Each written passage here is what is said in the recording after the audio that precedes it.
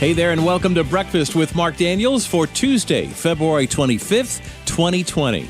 Weather for Long Island, staying unseasonably warm. Today, tomorrow, Thursday, temperatures 45 to 50, nighttime lows around 40, getting a little colder Thursday night. There's a good chance of showers today, tomorrow, and Thursday, and by Friday we should be back in the sun, but a little colder with highs in the upper 30s. Really unbelievable weather. We hit almost 60 degrees yesterday. This kind of weather is strange this time of year, obviously, because of the time of year and how cold it should be. But it is an unusual feeling to walk out to your mailbox anticipating that every single muscle in your body is going to tense up just to anticipate the next chance of heat. Didn't happen yesterday. Almost felt a little like late March, early April. I should probably stop talking about the weather now and telling you how good it's been, that I have to remind you about how good it's been, because every time I do that, the opposite happens. So I'll stop here. Today is Fat Tuesday. It's the day before Ash Wednesday and the first day of Lent. Fat Tuesday is more commonly known as Mardi Gras, which is simply Fat Tuesday in French. It is also National Pancake Day at IHOP. Since starting this National Pancake Day in 2006, IHOP has raised close to $30 million for charities. And if you visit your participating IHOP restaurant, you can enjoy free pancakes. Guests are, however, asked to leave a donation. Pancakes do make for a great breakfast. I like mine swimming in syrup, while my daughter does not use syrup, just gobs of butter. And pancakes are a lot of fun for breakfast. In my house, we always play the pancake game whenever we serve pancakes for breakfast. The person who's getting the pancake has to stand about 10, 12 feet away from the stove. Now, the person making the pancake has to scoop one out of the frying pan, and flip it in the air so the pancake goes end over end. The person receiving the pancake has to catch it on his or her plate. We kind of stole that from an animated series called Little Bear. When my kids were little, they used to watch that all the time. And we thought, hey, we could do that, the pancake game. Now, the person who's receiving the pancake, if they should drop it, they are not obligated to eat it. And they have to keep trying until they do finally catch 3 in a row. It was always a lot of fun when my kids had sleepovers and their friends had to participate in the same game. Kind of a non-traditional way to serve breakfast, don't you think? And finally, it is National Clam Chowder Day. Who knew there were so many different types of clam chowders? And I think I like them all. There's New England clam chowder, Manhattan clam chowder, Rhode Island clam chowder, Delaware clam chowder, New Jersey clam chowder, yup. Hatteras clam chowder, Long Island clam chowder, and Puget Sound clam chowder. I think I could go for a bowl of each right now. So imagine a company going back in time when it comes to technology, especially a company that prides its ease of use on the latest tech gadgets. And that company would be Uber. Used to be you'd have to have a smartphone or at the very least a laptop or desktop computer to order an Uber ride. But now Uber's, I guess, going back in time when it comes to making ordering rides convenient. It's certainly not all about the app anymore, because Uber now has a phone number that you can call to ask for a ride. Imagine that, going back to a traditional phone, a traditional telephone call. It would be like, I guess, ordering a taxi. Now, it hasn't been rolled out across the country yet, but it's being tried in a couple of states so far. And one of those states is Florida. Now, the service is geared toward older people or those people who just really like talking to a real person on the phone. When you call the number, you'll be connected with a live human. And when you talk to that person, they'll confirm your trip request, they'll give you a price quote, and any follow-up info will come by phone text, including the driver's name and the time of arrival. So I guess you still do need your smartphone for this. And the new feature was based on feedback from older people who told the company that, I guess, a live conversation can make the difference on what they choose for their transportation needs. Now, I have to admit, like most things in my life, I was a late comer to using Uber. I was a late comer to HD television. Every time I went by one, I would say, wow, who needs that? That'll never go anywhere. Meanwhile, my older kids were only screaming praises for the company because they had been using it for quite some time. I don't know, I guess I was just skeptical. But I do remember my very first Uber ride. I don't know, I guess it's like one of those life's first things, like your first kiss, your first date, your first job, your first marriage. Anyway, I was in Washington, D.C. with my son and his girlfriend, and he said, let's get an Uber and we'll go to such and such a place. It's only like an 8-minute ride.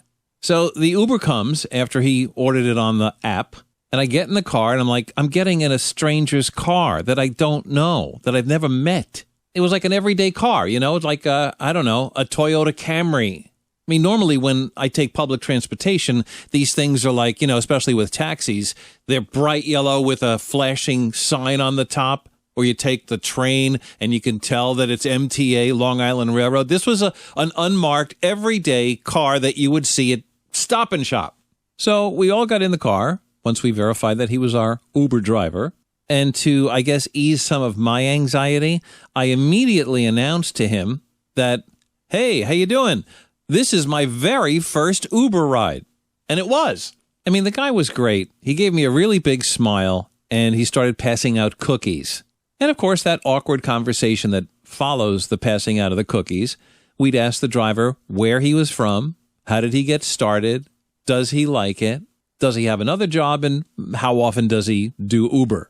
Anyway, that's how I do it. I know there are a lot of people who don't like to talk to an Uber driver, taxi driver, or any other kind of driver. They just like to keep to themselves. Me, I have to talk to people. I'm not sure if the drivers find it annoying or they actually like it, but I can tell you one thing, that I did have a great first Uber experience. Do you remember yours, your very first Uber ride? You can comment on Facebook, Instagram, or YouTube. And now, here's something that I saw in Newsday yesterday, and I'm still scratching my head over it. The headline read, $25,000 worth of diamonds stolen from shopping cart at Islandia Walmart. Apparently, there's not much information on this story yet. Police are asking, obviously, the public's help, and maybe if they saw something, say something. But the fact of the matter is, somebody had to know that they were carrying $25,000 worth of diamonds in a Walmart shopping cart and then noticed they were missing and then subsequently call the cops. So somebody knew that they had a bag of diamonds while, I guess, they were shopping at Walmart. And according to the story, the shopping cart was left unattended for, I guess, a period of time, is what it implies. And when the person returned to the shopping cart with diamonds, the diamonds were gone. Maybe you remember the story that I told about my Tylenol in my BJ's shopping cart. How when I unloaded all my groceries from the cart into the car, I forgot to put the Tylenol in the car, and it sat in a grocery cart, only to be retrieved by yet another shopper who brought it to customer service, who held it for me, and when I went back to see if anybody did, sure enough, a good Samaritan did just that. But the diamonds? No, I guess they weren't bringing these diamonds to customer service. Anyway, as most of these news stories end, police are still conducting an investigation.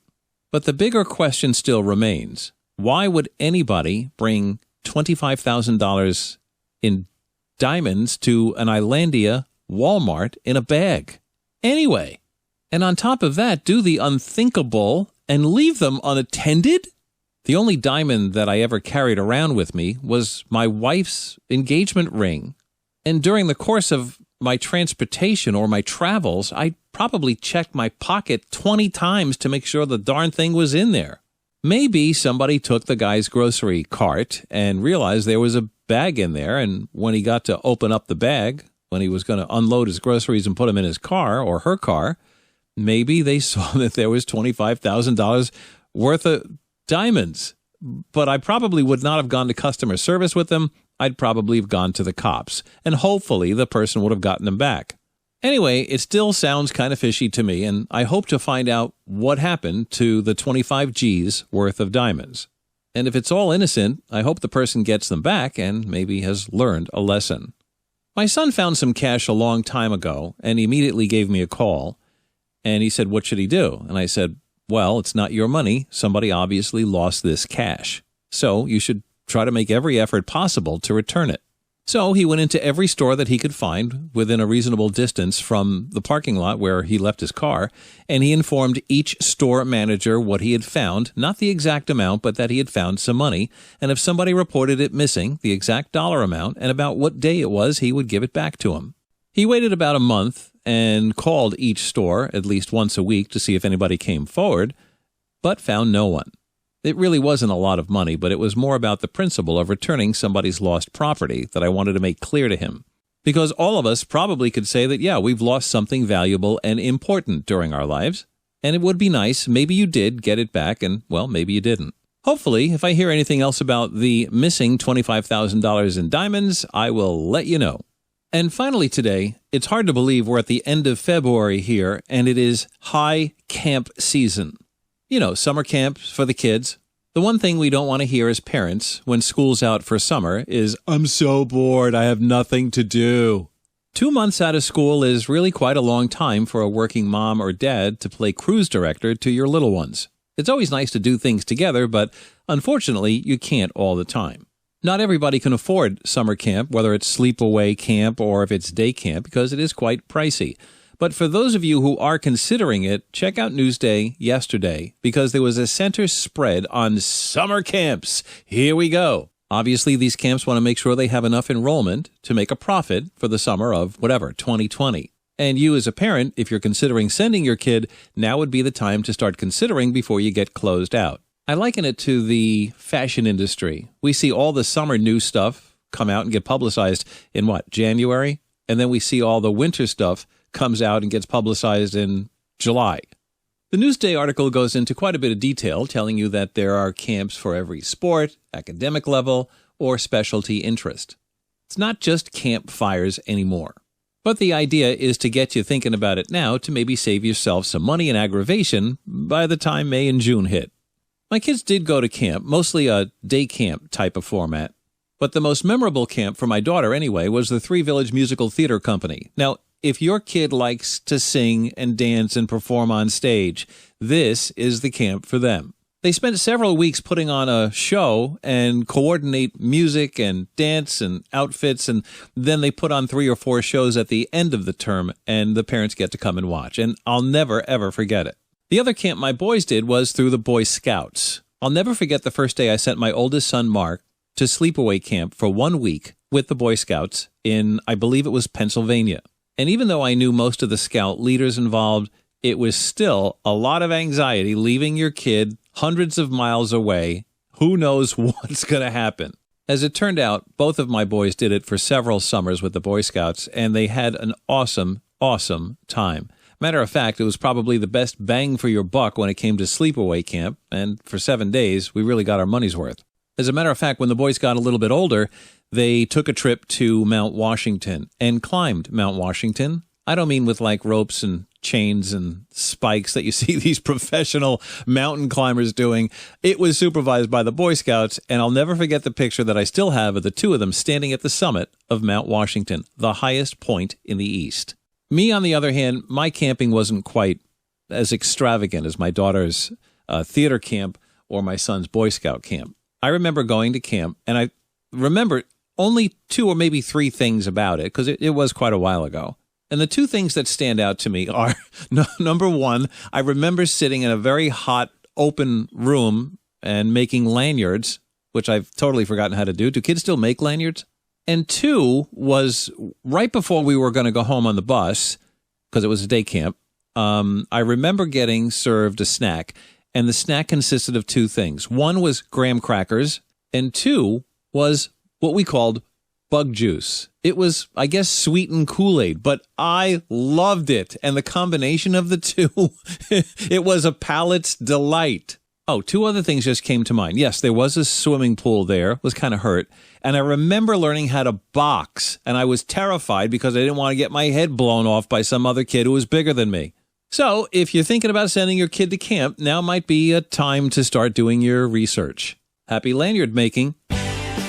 And that'll do it for this episode of Breakfast with Mark Daniels. Thank you so much for listening. Breakfast with Mark Daniels is available on Facebook, Instagram, Spotify, Apple Podcasts, Alexa, YouTube, Buzzsprout.com, and all major podcast hosting sites. No matter where you hear it, just go and search Breakfast with Mark Daniels. Love to get emails from you too anytime at breakfastwithmarkdaniels@gmail.com. Keep sharing and liking Breakfast with Mark Daniels. I really appreciate it. Have a great Tuesday. We'll see you back here tomorrow for Breakfast with Mark Daniels.